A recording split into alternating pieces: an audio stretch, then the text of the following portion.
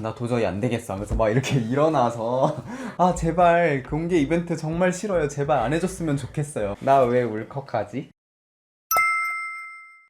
안녕하세요. 리시윤이 채널의 이시윤입니다. 오랜만에 부부의 거실이라는 코너로 돌아왔습니다. 오늘 제가 여러분들께 풀 썰은 바로 저의 프로포즈 썰입니다.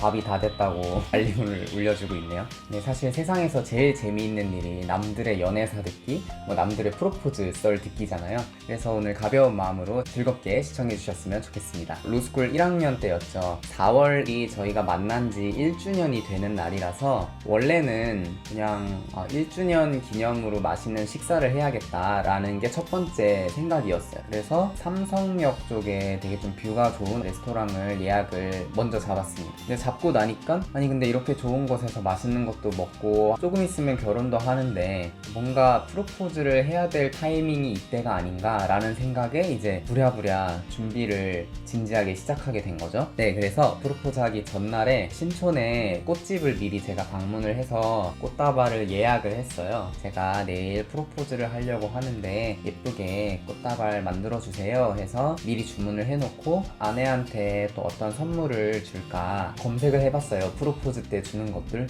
근데 무슨 다이아 반지 이런 거 아니면 취급 안 한다고 이런 글들만 많이 있는 거예요. 그래서 약간 시무룩해졌어요. 저는 그 당시에 그런 거를 당연히 준비할 여력도 안 되거니와 그러면은 프로포즈 때 이런 다이아 몇 캐럿짜리 반지 안 받으면 평생 서운해하나? 약간 그런 생각 때문에 시무룩해 있다가 모르겠다, 그냥 내가 할 수 있는 최선을 다하자 해서 아내가 제일 좋아하는 게 뭘까를 생각을 해봤는데 아내가 다양한 귀걸이를 하는 거를 되게 좋아한다는 것을 연애할 때 생각을 하고 있었어요. 그리고 아내는 또 특히 귀걸이 중에서도 좀 길게 늘어뜨려지는 귀걸이를 좋아한다는 사실을 제가 캐치를 하고 있었죠. 그래서 엄청 좋은 비싼 거는 해주지 못한다 하더라도 그냥 제 수중에 있는 걸로라도 최선을 다해서 준비할 수 있는 그 귀걸이를 미리 주문을 해놨습니다. 한창 시험 공부를 하는 와중에. 그리고 이제 편지를 써내려가기 시작했어요. 근데 저희가 연애를 할 때 한 달에 한 번씩은 서로한테 편지를 주고 받는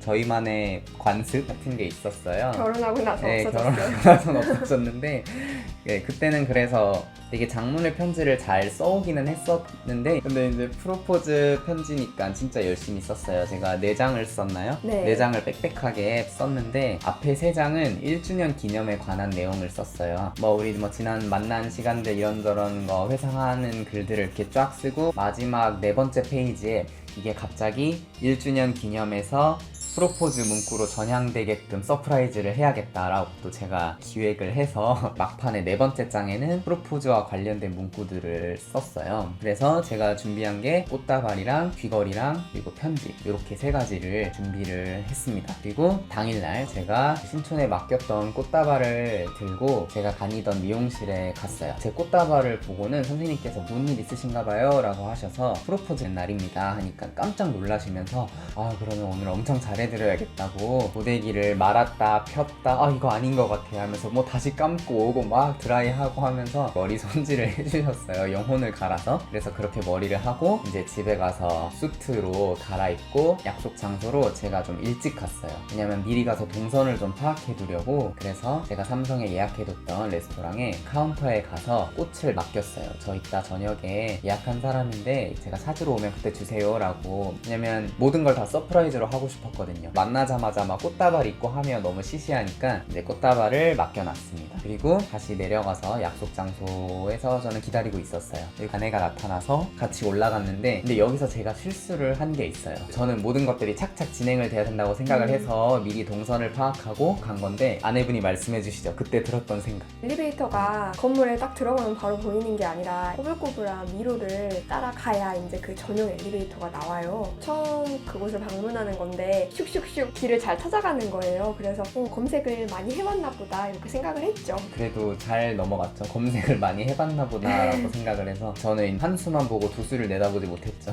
내가 이렇게 능숙하게 가면 아내가 그 부분에 대해서 의심을 할 거란 생각을 못하고 그냥 일에 차질이 없어야 된다고 생각을 해서 미리 사전 답사를 했던 거거든요. 근데 아무튼 무난하게 잘 넘어가서 엘리베이터를 타고 딱 도착을 했습니다.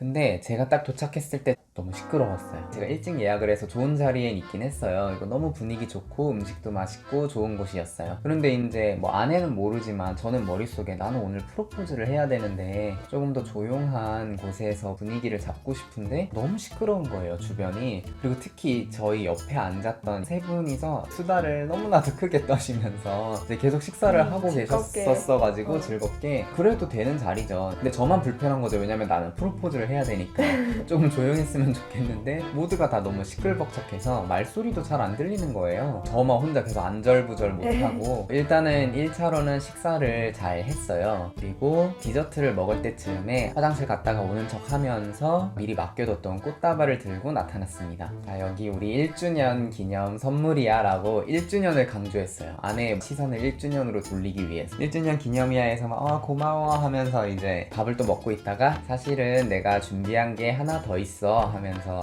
그 다음에 제가 귀걸이를 꺼내서 드렸죠. 네. 아내가 되게 좋아했어요. 고마워하고. 저는 그때 오빠의 말을 들으면서 의아했던 것이 이런 말을 하는 거예요. 내가 뭐 티파니 반지 이런 거를 준비하지는 못했지만 그래도 이게 내가 준비할 수 있는 최선이라고. 저는 1주년인데 왜 갑자기 티파니 반지 이야기를 할까? 내가 왜 그런 말을 했지?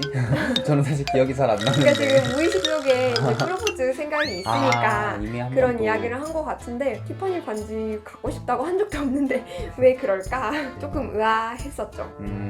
그래도 네, 그때까지는 꽃다발은- 아직 눈치 못 챘네. 티파니 반지에서 약간 김이 새긴 했는데 그래도 일단 선물 자체로 감동이었어요. 아이 이럴 수가. 그러면 100% 완벽한 서프라이즈를 하지는 못했을 수도 있겠네. 약간 밑밥을 깔아놓네요 제가.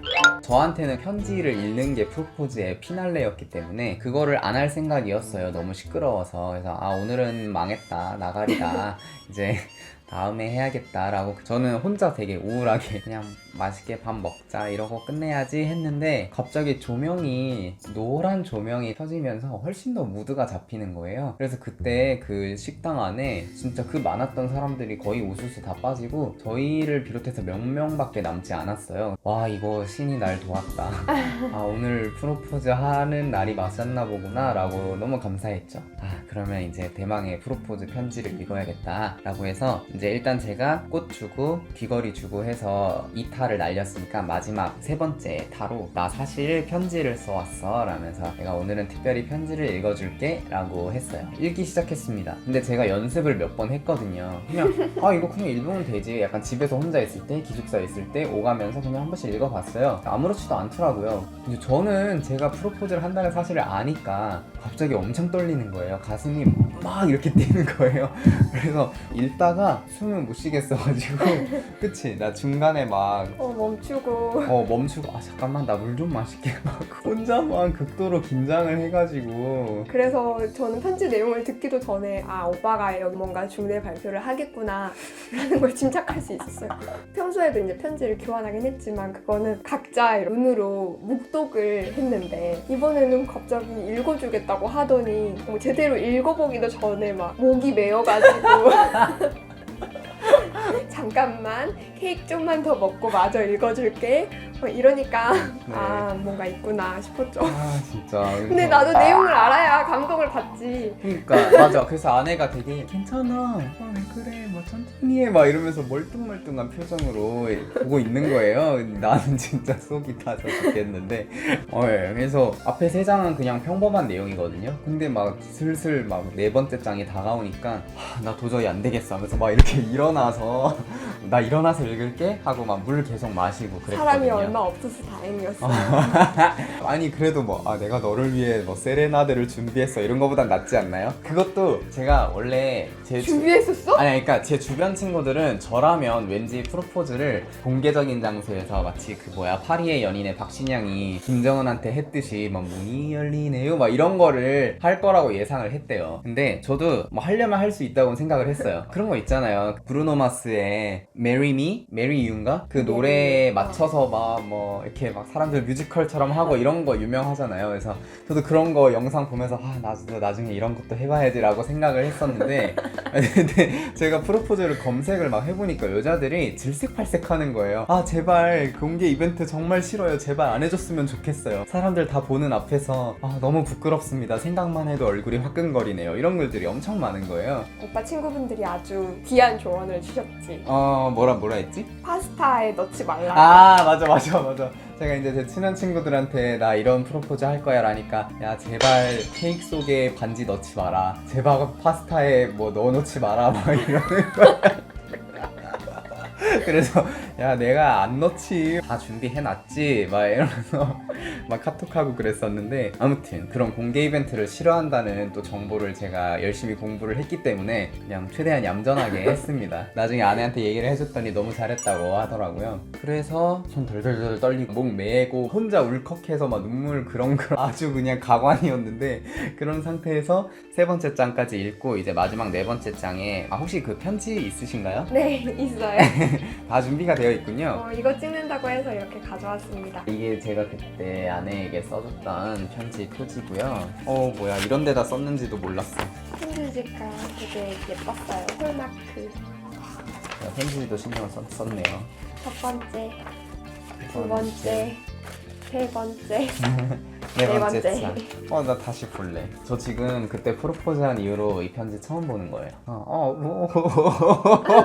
나 왜? 그때 감정이 다시 살아. 나 왜 울컥하지? 읽어볼래요? 아니 나 못 읽을 것 같아. 그럼 내가 네. 읽을까? 아니야 읽지 마. 왜? 읽을래? 읽을까?